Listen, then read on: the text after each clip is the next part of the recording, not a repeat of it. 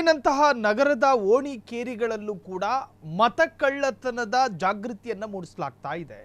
ಅದರಲ್ಲೂ ಮುಂಬೈ ರೈಲಿನಲ್ಲಿ ವೋಟ್ ಚೋರಿ ಜಾಗೃತಿ, ಮತಕಳ್ಳತನ ವ್ಯಾಪಕವಾಗಿ ನಡೆಯುತ್ತಿದೆ.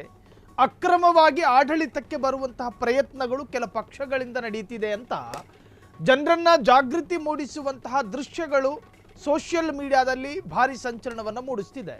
ಅಕ್ರಮವಾಗಿ ಆಡಳಿತಕ್ಕೆ ಬರುವ ಹುನ್ನಾರ, ವಾಮ ಮಾರ್ಗದಲ್ಲಿ ಆಡಳಿತಕ್ಕೆ ಬರುವಂತಹ ಪ್ರಯತ್ನ. ಮುಂಬೈ ನಗರದ ಗಲ್ಲಿ ಗಲ್ಲಿಯಲ್ಲೂ ಕಾಂಗ್ರೆಸ್ ಕ್ಯಾಂಪೇನ್, ಮೆಟ್ರೋ ರೈಲಿನಲ್ಲೂ ಕೂಡ ಜಾಗೃತಿ ಮೂಡಿಸಿದ ಕಾಂಗ್ರೆಸ್ ಯುವ ನಾಯಕಿ. ಮುಂಬೈ ರೈಲಿನಲ್ಲಿ ವೋಟ್ ಚೋರಿ ಜಾಗೃತಿ ನೋಡಿ. ಬಿಹಾರದಲ್ಲಿ ಎಲೆಕ್ಷನ್ ಆಗ್ತಾ ಇದೆ. ಮೊದಲನೇ ಹಂತದ ಎಲೆಕ್ಷನ್ ಆಯ್ತು, ಈಗ ಎರಡನೇ ಹಂತದ ಎಲೆಕ್ಷನ್ ಪೆಂಡಿಂಗ್ ಇದೆ. 14ರ ಒಳಗಾಗಿ ಫಲಿತಾಂಶ ಬರುತ್ತೆ. ಆದರೆ ಆ ಬಿಹಾರದಂತಹ 243 ಅಸೆಂಬ್ಲಿ ಸೀಟ್ಗಳಿರೋ ಆ ರಾಜ್ಯದಲ್ಲೂ ಕೂಡ ಕೆಲ ಕಡೆ ಅಕ್ರಮ ವೋಟ್ ಚೋರಿಗಳಾಗಿದೆ. ಈಗ ಒಂದು ಕುಟುಂಬದಲ್ಲಿ ಒಬ್ಬ ವ್ಯಕ್ತಿಗೆ ಒಂದು ಬಾರಿ ಮತ ಹಾಕುವ ಅವಕಾಶಗಳು ಮತ್ತು ಅಧಿಕಾರ ಇರ್ತವೆ. ಆ ವ್ಯಕ್ತಿಯ ಹೆಸರಿನಲ್ಲಿ 4 ವೋಟ್ಗಳಾದರೆ ಅದು ಅಕ್ರಮ.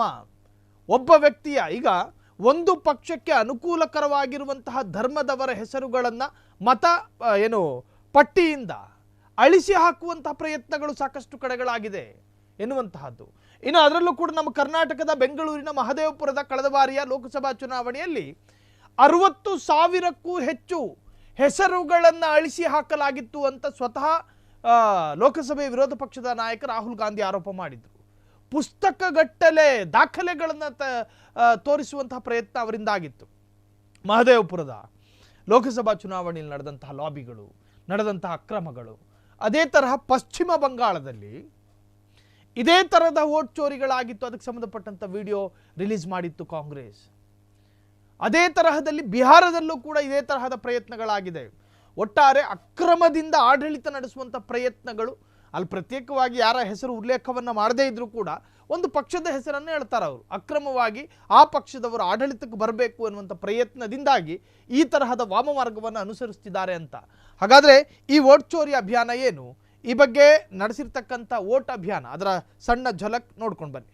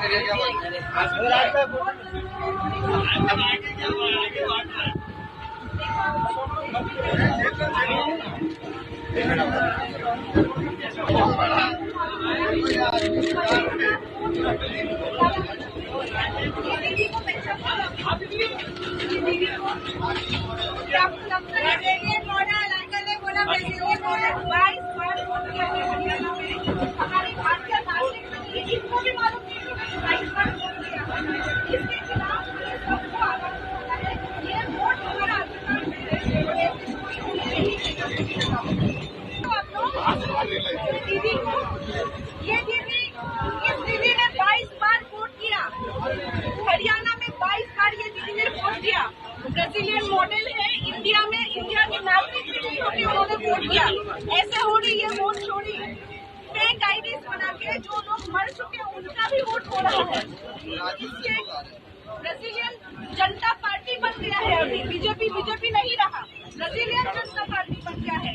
आप सबको आवाज उठाना है, आप सबको आवाज उठाना है। राहुल गांधी जी का प्रेस कॉन्फ्रेंस देखिए और कैसे चोरी करके सरकार बन रही है। आप देखिए बिहार में अभी कोशिश हो रही है, अगली बार बीएमसी इलेक्शन में होगी।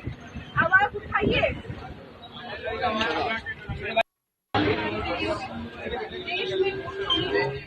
ಕ್ಷಣ ಕ್ಷಣದ ಸುದ್ದಿಗಳಿಗಾಗಿ ಫ್ರೀಡಂ ಟಿವಿ ಸಬ್ಸ್ಕ್ರೈಬ್ ಮಾಡಿ, ಲೈಕ್ ಮಾಡಿ ಹಾಗೂ ಫಾಲೋ ಮಾಡಿ. ಹೊಸ ಸುದ್ದಿಗಳ ನೋಟಿಫಿಕೇಶನ್ಗಾಗಿ ಬೆಲ್ ಐಕಾನ್ ಮೇಲೆ ಕ್ಲಿಕ್ ಮಾಡಿ.